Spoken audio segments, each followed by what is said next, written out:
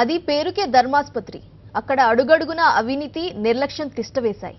పేదల ప్రాణాలకు, శిశువుల రక్షణకు భరోసా లేదు. చీమలు చిన్నారులను చంపేంత నిర్లక్ష్యం తాండవిస్తున్నా పట్టించుకునే తీరిక పాలకులకు లేదు. చీమలు కుట్టి ముక్కుపచ్చలారని పసికందు మృతి చెందినా ప్రభుత్వానికి చీమ కుట్టినట్టయినా లేదు.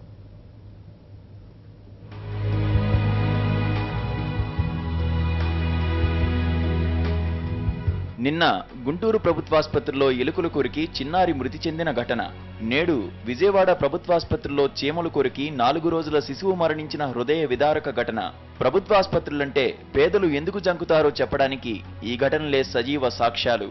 మెరుగైన సదుపాయాలు కల్పిస్తామని ప్రభుత్వం ఓవైపు చెబుతుంటే సిబ్బంది నిర్లక్ష్యం, వైద్యుల ఉదాసీనత వల్ల కళ్ళు తెరవకముందే చిన్నారులు మృత్యువాత పడుతున్నారు.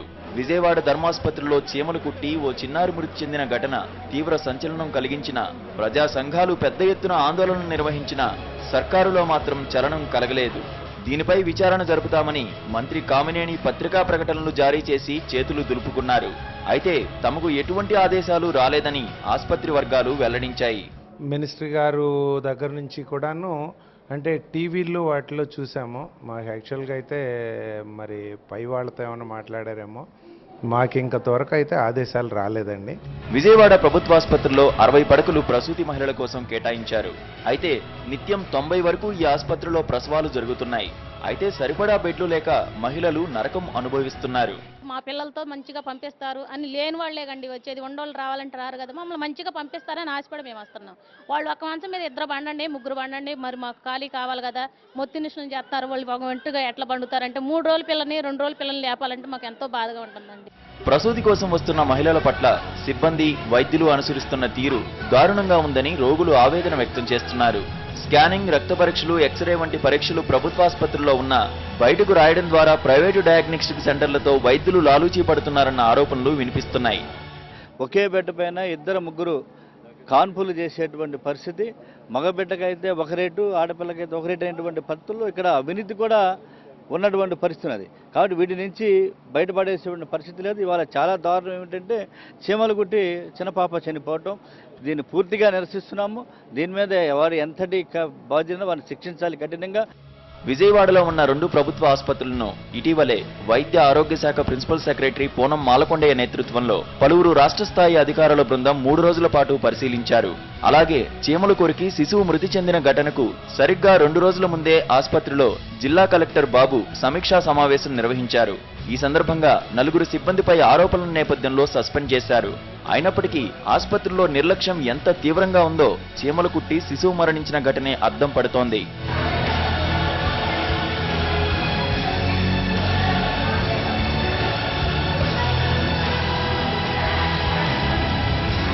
ఇదిలా ఉంటే పసికందు మరణానికి చీమలు కుట్టడం కారణం కాదని ఆసుపత్రి సిబ్బంది, వైద్యులు అంటున్నారు.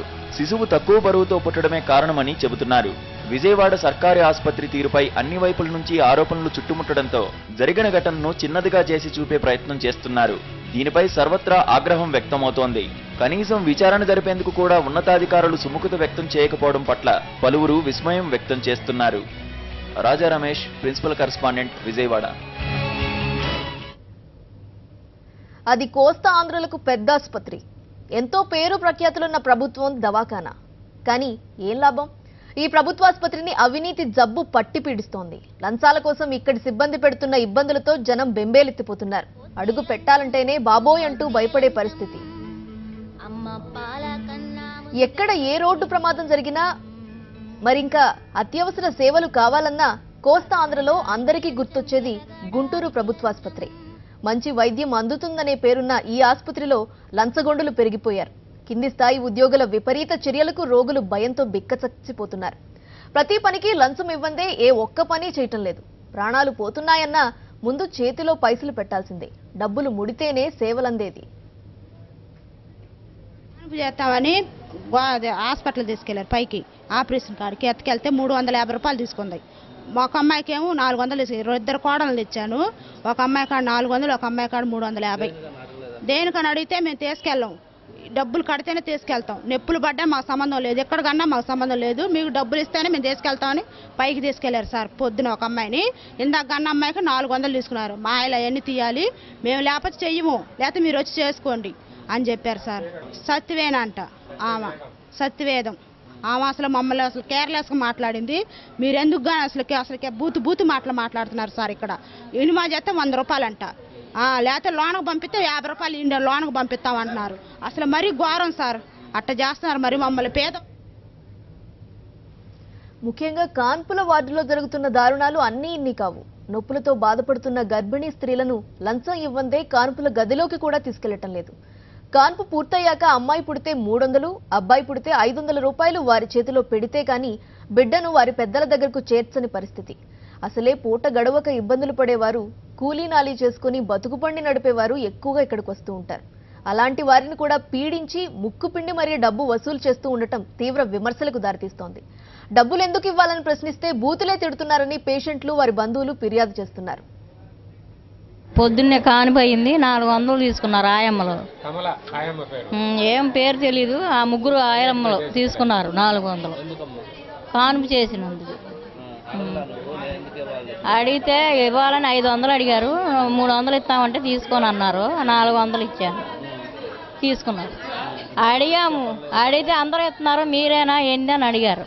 పిల్లని ఏం చూపించలేదు, డబ్బులు మాత్రం ముందు అడిగారు. సబ్బు, కొబ్బరి నూనె డబ్బులు పెట్టుకొని రెడీలో ఉండు అని అన్నారు. 300 ఇస్తాంలేమ్మా లేనివాళ్ళం అని అంటే ఒప్పుకోలేదు. 400 ఇచ్చాం. ఆపరేషన్ చేయడానికని వచ్చిన వస్తే ఎక్కడ ఒక ఆమె 500 తీసుకుందంట. నాకు తెలదు, నేను బయట ఉన్న మా పెన్నా వచ్చింది లోపలికి. ఎక్కడ ఒక 500, పైన ఒక 400 అని తీసుకుందంట. పైన ఆపరేషన్ చేసినందుకు ఏడ ఒక ఆమె ఎవరో తీసుకొని పోయిందంట పైకి. ఆమె ఒక 500 తీసుకొని పోయిందంట. మా పెన్నా అడిగితే మేము తీసుకుంటాం అలాగనే అని. ఈ ఆసుపత్రికి ఒకప్పుడు ఎంతో మంచి పేరు ఉండేది. అయితే అది కాస్త గతేడాది పసిపిల్లలను ఎలుకలు కొరికి చంపిన ఘటనతో పోయింది. ఓ ప్రభుత్వాసుపత్రిలో పసికందును ఎలుకలు కొరికి చంపేసిన దుర్ఘటనతో జాతీయ స్థాయిలో ప్రభుత్వం పరువు పోయింది. దీంతో ముఖ్యమంత్రి చంద్రబాబు, వైద్యారోగ్య శాఖ మంత్రి కామినేని శ్రీనివాసరావు ప్రజలకు క్షమాపణ చెప్పుకోవాల్సి వచ్చింది. బాధిత కుటుంబానికి 5 లక్షల రూపాయల పరిహారం కూడా ఇచ్చుకోవాల్సిన పరిస్థితి చోటు చేసుకుంది. అప్పట్లో ప్రక్షాళన పేరుతో హడావుడి చేసిన అధికారులు ఆ తర్వాత మళ్లీ ఏమీ పట్టనట్టు వ్యవహరించారు. దీంతో కింది స్థాయి సిబ్బంది రోగులను లంచాల పేరుతో పీడిస్తున్నారు. కాన్పులయ్యాక పిల్లలను చూపించాలన్నా డబ్బులు ఇవ్వాల్సిందేనని పట్టుపడుతున్నారు. దీంతో కాన్పులకు వచ్చేవారు, వారి కుటుంబ సభ్యుల అవస్థలు అన్నీ ఇన్ని కావు. గుండె ఆపరేషన్లు, కిడ్నీ, మోకాళ్ల ఆపరేషన్లు కూడా చేస్తున్న ఈ ప్రభుత్వ ఆసుపత్రిలో కింది స్థాయి ఉద్యోగుల దెబ్బకు జనం బెంబేలెత్తిపోతున్నారు. లంచావతారుల భరతం పట్టకపోతే రోగం కంటే ఈ లంచాల దెబ్బకే జనం చచ్చిపోయేలా ఉన్నారు. మరి ఇప్పటికైనా రాజధాని జిల్లాలోని ఈ పెద్ద ఆసుపత్రికి ఉన్న లంచాల జబ్బును నయం చేయాలని స్థానికులు కోరుతున్నారు.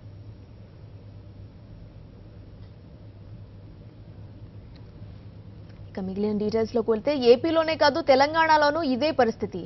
ఏ ప్రాంతంలో అయినా ప్రభుత్వ ఆసుపత్రి ఉన్నా ఫిర్యాదులు మాత్రం అవే. అక్కడ డాక్టర్లు పట్టించుకోరు, ఉన్న సిబ్బంది అసలే వినిపించుకోదు. పురిటి నొప్పుల వేదన, అక్కడ అరణ్య రోదనే. ఆరోగ్య తెలంగాణ సాధిస్తామంటున్న పాలకులకు ఈ ఘోష వినిపించదా? వైద్యుల నిర్లక్ష్యానికి నిండు ప్రాణాలు బలివ్వాల్సిందేనా? తెలంగాణలో పేరొందిన ప్రసవ వైద్యాలయం దుస్థితిపై సాక్షి స్టోరీ.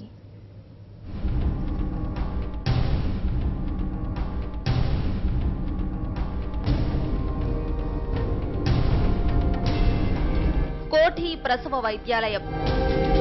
తెలంగాణ జిల్లాల నుంచి ప్రసవ వేదనతో ఎంతో మంది గర్భిణీలు ఇక్కడికి వస్తుంటారు. ఇక్కడ వైద్య సేవలు మాత్రం అంతంత మాత్రంగానే మారాయి. ప్రాముఖ్యత గల ఈ ఆసుపత్రిలో 165 పడకలు, 300 మంది పేషెంట్లు, ఒక్కో బెడ్ పై 2 వైద్యం చేయాల్సిన దుస్థితి. పురిటి నొప్పులతో ఆసుపత్రికి వచ్చిన మహిళ శవమై వెళ్లింది. అర్ధరాత్రి వేళ రంగారెడ్డి జిల్లా కందుకూరు మండలం మాదాపూర్ నుంచి కోఠి ఆసుపత్రికి చేరుకున్న మమతకు సకాలంలో వైద్యం చేయలేదు. దీంతో ఆసుపత్రిలో చికిత్సకు నోచుకోక మృతి చెందింది. డాక్టర్ల నిర్లక్ష్యం కారణంగానే మమత చనిపోయిందని ఆసుపత్రి ఎదుట మృతురాలు బంధువులు ఆందోళనకు దిగారు. హాస్పిటల్కి వచ్చినప్పుడు ఆమె యాక్టివ్గా ఉంది, రేపు లేదు ఎల్లుండి రామన్నారు. రాత్రికి పోయిన తర్వాత 9 గంటలకు అదేంది బీపీ, అదే మామూలుగా ఆయాసమైంది. ఆయాసం అయితే ఇక్కడికి 108కి ఫోన్ చేసి వచ్చే వరకల్లా, ఇక్కడికి వచ్చే వరకల్లా 1:45 అయిందని. 1:45 తర్వాత 2:25కు ప్రాణం, కడుపులో పాప చనిపోయిందని చెప్పి రాగానే. కడుపులో పాప చనిపోయింది. తర్వాత ఒక అరగంట టైంలో ఆమె ఇట చనిపోయిందని చెప్పి. ప్రసవం కోసం వచ్చిన మహిళ చనిపోయిన 6 గంటల తర్వాత కూడా ఇక్కడ డాక్టర్లు కనీసం కేర్ షీట్ కూడా పరిశీలించలేదు కదా. బీపీ ఎక్కువ అవడంతో మహిళ చనిపోయింది. డాక్టర్ల నిర్లక్ష్యం లేదని తేలికగా చెప్పిస్తున్నారు ఆసుపత్రి సూపరింటెండెంట్. పేషెంట్కి చెప్పాం కూడా బీపీ చూపించుకో, యూరిన్ టెస్ట్ చేయించుకొని రమ్మంటే రకరకాల కారణాలతో వాళ్ళు ఆ రష్ ఒకటి, దాంతో ఏమంటారంటే బయట మాకు బస్సులు దొరకవు, లేకపోతే ఇంకేదో ఫంక్షన్ కానీ వచ్చి ఇక్కడ చెకప్ చేయించుకోవడానికి వచ్చాము, అట్లా అవి వాళ్ళు మిస్ చేసేస్తూ ఉంటారు. కొన్ని మిస్ అయిపోతూ ఉంటాయి, దాంట్లో ప్రాబ్లంలో ల్యాండ్ అయి ఉండొచ్చు. ఎగ్జాక్ట్ డీటెయిల్స్ అంటే నేను ఇంకా చూడాలి, డీటెయిల్స్లోకి వెళ్ళలేదు. వెళ్ళి ఆ కన్సర్న్ డాక్టర్స్తో చూసి, డాక్టర్ల నిర్లక్ష్యం అయితే ఏమీ లేదు. ఇక్కడ పనిచేసిన వారిలో సగానికి పైగా డాక్టర్లు రిటైర్ అయ్యారు. ఉన్న 4 డాక్టర్లతో ఇన్ పేషెంట్లను, అవుట్ పేషెంట్లను చూడటం కష్టంగా ఉందని సూపరింటెండెంట్ డాక్టర్ రత్న చెబుతున్నారు. సిబ్బంది కొరత ఉంది, ఎప్పటి నుంచో ఉంది. అదే కారణం అని చెప్పడానికి లేదు, దాంట్లో చాలా కారణాలు ఉన్నాయి. ఒకటేంటంటే సీనియర్ డాక్టర్స్ 2 ప్రొఫెసర్స్ 2 వేకెన్సీస్ ఉన్నాయి. మూడోదేమో విపరీతమైన రష్. 160 బెడెడ్ హాస్పిటల్లో 300 పేషెంట్స్ ఉంటున్నారు, ఇన్ పేషెంట్స్. తర్వాత ఓపీ మండే 600, 400 to 600 ఉంటారు any given day. Munde 3 doctors చూడాలి. ఈ ఆసుపత్రిలో రోగుల వెంట వచ్చిన వారు కూడా తీవ్ర ఇబ్బందులు పడుతున్నారు. చెట్ల కింద పడిగాపులు కాయాల్సిన దుస్థితి నెలకొంది. ఇలాంటి పరిస్థితుల్లో ఆరోగ్య తెలంగాణ సాధ్యమా అన్న అనుమానాలు తలెత్తుతున్నాయి. విక్రమ్, కరెస్పాండెంట్, సాక్షి టీవీ, హైదరాబాద్.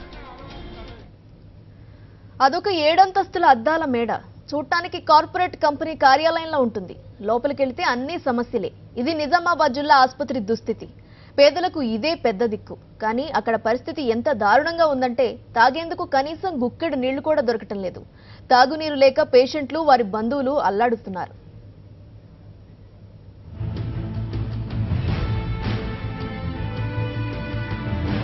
నిజామాబాద్ జిల్లాలో తాగునీటి సమస్య తీవ్ర రూపం దాల్చింది. పల్లెలు, పట్టణాలు అని కాదు, ఎటు చూసినా దాహం కేకలే. గుక్కెడు నీటి కోసం జనం అల్లాడిపోతున్నారు. ఆసుపత్రుల్లో పరిస్థితి మరీ దారుణంగా ఉంది. కోట్లాది రూపాయలతో కట్టిన జిల్లా ఆసుపత్రిలో అన్నీ ఉన్నాయి, కానీ తాగేందుకు నీళ్లు లేవు.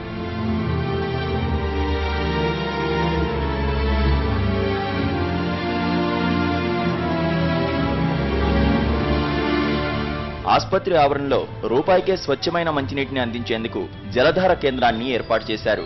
గత వారం రోజుల నుంచి ఈ కేంద్రం పనిచేయడం లేదు. నిర్వాహకులు తాళం వేసి వెళ్లిపోయారు. ఆసుపత్రిలో ఉన్న కుళాయిలకు నీటి సరఫరా కావడం లేదు. అంబులెన్స్ అసోసియేషన్ ఆధ్వర్యంలో ఏర్పాటు చేసిన చలివేంద్ర కేంద్రంలో నీటి సరఫరా సరిగ్గా కావడం లేదు. దీంతో రోగులు తాగునీటికి అల్లాడిపోతున్నారు.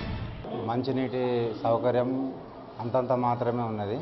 శుద్ధమైన జలం సరఫరా చేస్తే పేషెంట్స్ తొందరగా క్యూర్ కాగలుగుతారు. ప్రతి విషయంకు మంచినీళ్ళ కొరకు కిందికి దిగి రావడం జరుగుతుంది. అలాగే పేషెంట్స్ మలమూత్ర విసర్జనకు కూడా నీటి ఇబ్బంది, నీటి ఎద్దడి బాగున్నది. దయచేసి మంచినీటి సౌకర్యం కల్పిస్తే పేషెంట్స్ తొందరగా ఆరోగ్యవంతులు కాగలరని నేను ఆశిస్తున్నాను. వాటర్ స్కేర్సిటీ, వాటర్ వల్ల మాకు డయాలసిస్కు వాటర్తోనే సక్రమైనటువంటి డయాలసిస్ నడుస్తుంది. కాబట్టి దాని ఇంపార్టెన్స్ వాళ్ళకు ఎంతో చెప్పినా, ఇప్పుడు కలెక్టర్ గారు దీనిపై ప్రత్యేకమైన దృష్టి తీసుకొని ఇంకుడు గుంతలు తయారు చేసి ఈ లోటు రాకుండా చూడాలి. ఇంత పెద్ద హాస్పిటల్ ఉంది, ఎవరు కూడా దాన్ని కేర్ చేయడం లేదు. ఒక విజిట్ కూడా చేయలే కలెక్టర్ గారు ఇంతవరకు. గవర్నమెంట్ హాస్పిటల్లో అసలు వాటరే లేవు సార్. ఇంత పెద్ద 7 అంతస్తుల దవాఖానా పెట్టుకొని వాటర్ లేకపోతే పబ్లిక్ ఏం కావాలా, పేషెంట్స్ ఏం కావాలా, వచ్చినటువంటి పేషెంట్స్ అటెండర్స్ కూడా కావాలంటే వాటర్ దొరకడం లేదు. వాళ్ళు డబ్బులు పెట్టి కొందామన్నా వాటర్ ఇంటి నుంచి ఇట్లా పట్టుకొస్తున్నాం. బస్టాండ్ చుట్టుపక్కల హోటళ్ల నుంచి, దుకాణాల నుంచి నీటిని కొనుగోలు చేస్తున్నారు. ఆసుపత్రి అధికారులకు చెబితే పట్టించుకునే నాథుడే లేడు. ఎటు చూసినా, ఎవరి చేతిలో చూసినా వాటర్ బాటిళ్లు దర్శనమిస్తున్నాయి. బయట నుంచే తెచ్చుకుంటున్నామని రోగుల బంధువులు వాపోతున్నారు. 20 రూపాయల వరకు నీళ్లకు ఖర్చవుతున్నాయని పేదలం ఎక్కడికి వెళ్తామని ప్రశ్నిస్తున్నారు. బాత్రూంలో వాటర్ లేదు, బాత్రూమ్ పోవడానికి చాలా ఇబ్బందిగా కూడా ఉంది. మళ్ళీ తాగే నీరు కూడా చాలా ఇబ్బందిగా ఉంది. దీనికి బాటిల్గా అయినా సరిపోవట్లేదు, ఏం సరిపోవట్లేదు. మంచి నీళ్ళు లోపల పెట్టిస్తే మాకు చాలా హ్యాపీగా ఉంటుంది. బాటిల్ కొనుక్కొని వస్తున్నాము, అది ఎంత అని కొనుక్కుంటాం మేము. ఒక బాటిల్ 25 రూపాయలు అట్లా వస్తుంది. మేము ఎట్లా ఎంతమంది వచ్చినా బాటిల్ కొనుక్కొనే తాగాల్సి వస్తుంది. మాకు చాలా ఇబ్బందిగా ఉంది. తాగే నీరు మాత్రం చేయాలని మా కోరిక. అధికారులు, నాయకులు ఇప్పటికైనా స్పందించి ప్రభుత్వ ఆసుపత్రికి వచ్చే రోగులకు తాగునీటి వసతి కల్పించాలని కోరుతున్నారు.